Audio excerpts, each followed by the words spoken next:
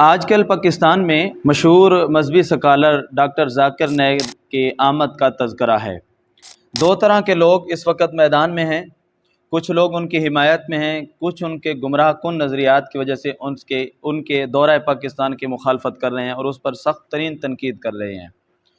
سامعین عزیز وقار، میں اس وقت آپ کے سامنے رسول اکرم صلی اللہ علیہ وسلم کی ایک حدیث رکھ کے فیصلہ آپ پہ چھوڑ رہا ہوں کہ ہمیں اس کو سننا چاہیے یا نہیں سننا چاہیے، اس کی کانفرنسز میں جانا چاہیے یا نہیں جانا چاہیے، اس کے محافل میں جانا چاہیے یا نہیں جانا چاہیے، یہ فیصلہ ہم خود کر لیں۔ حضرت ابو ہریرہ کہتے ہیں آقا کریم علیہ الصلوۃ والسلام نے فرمایا، المرء علی دین خلیلہ فلینظر من یخالل، انسان اپنے دوست کے دین پر ہوتا ہے، وہ دوستی کرتے ہوئے، تعلقات بناتے ہوئے سوچے کہ وہ کس کے ساتھ تعلق بنا رہا ہے۔ اس حدیث میں رسول اکرم صلی اللہ علیہ وسلم نے جو بات ہمیں ارشاد فرمائی ہے وہ یہ ہے کہ دوستی کرتے ہوئے ہمیں پہلے غور کر لینا چاہیے کہ جس شخص کے ساتھ میں تعلق بنا رہا ہوں، کہیں اس کے تعلقات مجھے گمراہ تو نہیں کر دیں گے، خراب تو نہیں کر دیں گے، کیونکہ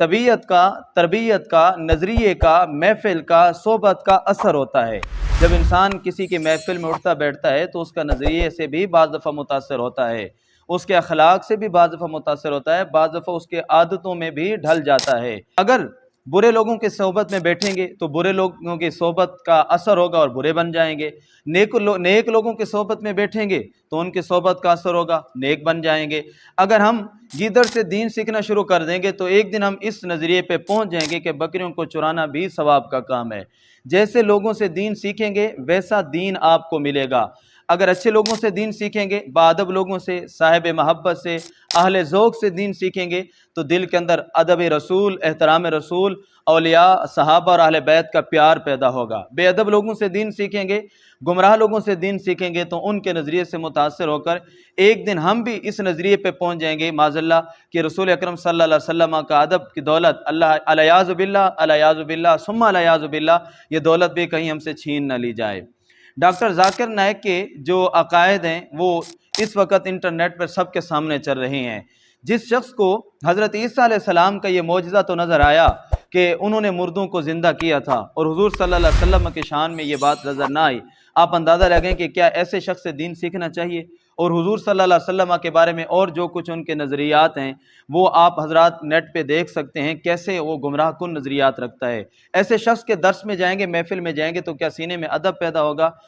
نبی کریم صلی اللہ علیہ وسلم کا معجزہ احیاء الموتیٰ یعنی مردوں کو زندہ کرنا، یہ حضرت عیسیٰ علیہ السلام سے بھی کئی گنا زیادہ اللہ نے آپ کو وسیع یہ معجزہ عطا فرمایا تھا اور مضبوط عطا فرمایا تھا۔ حضرت عیسیٰ علیہ السلام تو صرف مردوں کو زندہ کرتے تھے، میرے رب کے آقا و مولا نے تو پتھروں کے اندر بھی جان ڈال دی ہے۔ حضور کے کہنے پہ پتھر بھی کلمہ پڑھنا شروع ہو گئے۔ آقا کریم علیہ الصلوۃ والسلام کے اشاروں پہ درخت چل کر آپ کے قدموں میں حاضر ہو گئے۔ حضرت امام بصیری کہتے ہیں لو ناسبت قدر و آیات و عظما،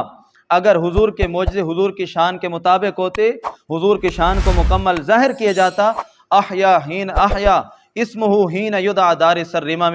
حضور کا نام بوسیدہ ہڈیوں پہ لیا جاتا تو ان کے اندر بھی جان آ جاتی۔ اگر کسی ایسے صاحب عشق، صاحب محبت سے دین سیکھیں گے جو ہر پہلو سے حضور کی شان کو بیان کرے گا، قرآن کی ہر آیت سے حضور کی مدح خوانی کرے گا، حدیث بیان کرتے ہوئے حضور کے ہر طرف سے بات کو پھیر کر مصطفیٰ کی شان کی طرف لے کر آئے گا تو سینے کے اندر عشق رسول پیدا ہوگا، ادب رسول پیدا ہوگا، احترام رسول کی دولت ملے گی۔ اگر بے ادب گستاخ لوگوں سے دین سیکھیں گے تو پھر ہمارے سینے کے اندر بھی یہی کچھ پیدا ہوگا۔ اس لیے حضرات ذی وقار، حضور کی یہ حدیث سامنے رکھ کر کہ انسان اپنے دوست کے دین پر ہوتا ہے، ہم فیصلہ کریں کہ کیا ایسے شخص کی گفتگو سننی چاہیے، ایسے شخص کی محفل میں جانا چاہیے، ایسے شخص کی حمایت کرنی چاہیے جو حضور کے بارے میں یہ عقیدہ نہ رکھے کہ جس کا نام محمد علی ہو تو کچھ بھی نہیں کر سکتے۔ ہم تو کہتے ہیں وہ جو نہ تھے تو کچھ بھی نہ تھا، وہ جو نہ ہوں تو کچھ بھی نہ ہو، وہ جان ہے جہان کی جان ہے تو جہان ہے، سب کچھ انہی کے صدقے میں مل رہا ہے، زمانے بھر کی ہر ایک نعمت خدا نے انہی کے صدقے میں دی ہے۔ ہمارا نظریہ تو یہ ہے کہ سب کچھ انہی کے صدقے میں مل رہا ہے۔ عطائے عرب جلائے کرب فیوز عجب بغیر طلب یہ رحمت رب ہے کس کے سبب بے رب جہاں تمہارے لیے۔ حضور یہ سب کچھ حضور کے صدقے میں مل رہا ہے، حضور یہ سب کچھ آپ کے صدقے میں مل رہا ہے۔ اس لیے ایسے لوگوں کے درس میں جائیں، ایسے لوگوں کی محفل میں جائیں، ایسے لوگوں کے جلسہ میں جائیں جن کو سننے کے بعد انسان کے دل کے اندر ایمان کی حرارت پیدا ہو، انسان کے دل کے اندر عشق رسول کی چنگاری پیدا ہو، جن کو سن کر انسان اور بے ادب بن جائے۔ ایسے لوگوں کو سننے سے نہ سننا بہتر ہے۔